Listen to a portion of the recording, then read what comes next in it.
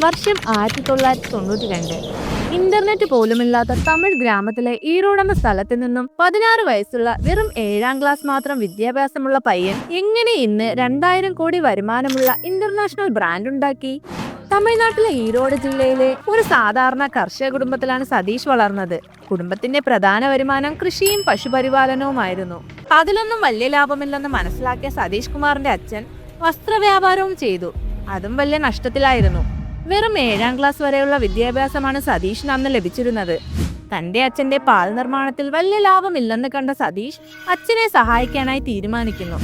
ആ ഗ്രാമത്തിലെ പാൽ കച്ചവടക്കാരിൽ നിന്നും പാൽ ശേഖരിച്ച് 3000 ലിറ്റർ പാൽ ദിവസവും ബാംഗ്ലൂരിലെ ഒരു കമ്പനിക്ക് അയക്കുമായിരുന്നു. ഇവരുടെ അടുത്തു നിന്നും പാൽ വാങ്ങുന്ന ബാംഗ്ലൂർ കമ്പനി പാലിനെ വിൽക്കാതെ അതിൽ നിന്നും പനീർ ഉണ്ടാക്കി വിൽക്കുന്നു. അന്ന് കാലത്തെ നോർത്ത് ഇന്ത്യയിൽ മാത്രം സുലഭമായിരുന്ന പനീറിന് സൗത്ത് ഇന്ത്യയിലും സാധ്യതയുണ്ടെന്ന് തിരിച്ചറിഞ്ഞ സതീഷ് തന്റെ അച്ഛന്റെ പാൽ കച്ചവടത്തെ പനീറാക്കി മാറ്റി.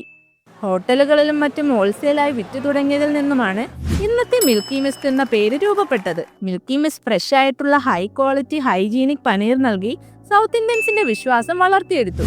സാവധാനം അവർ ഒരു മാർക്കറ്റ് സൃഷ്ടിച്ചു. 2017 ജർമ്മൻ സാങ്കേതിക വിദ്യകൾ ഉൾപ്പെടുത്തിക്കൊണ്ട് പെരുന്തുറയിൽ റോബോട്ടിക് ഡയറി പ്ലാന്റ് സ്ഥാപിച്ചു. ആരംഭകാലത്ത് 10-20 കിലോ ഉണ്ടായിരുന്ന കച്ചവടം വർഷങ്ങൾക്കിപ്പുറം ദിവസേന 60,000 പനീർ നിർമ്മിക്കുന്ന 60 ഏക്കറിൽ പടർന്ന് ഇന്ത്യയിൽ തന്നെ പനീറിലുപരി 25ഓളം ഉൽപ്പന്നങ്ങളുമായി 10ലധികം രാജ്യങ്ങളിൽ എക്സ്പോർട്ട് ചെയ്യുന്നു. തന്റെ അച്ഛന്റെ വ്യാപാരത്തിലെ കഷ്ടതകൾ കണ്ടു വളർന്ന സതീഷ് കുമാർ ഇന്ന് 70,000 വ്യവസായികളിൽ നിന്നും ഇടനിലക്കാരില്ലാതെ 8 ലക്ഷം ലിറ്റർ പാൽ ശേഖരിക്കുന്നു.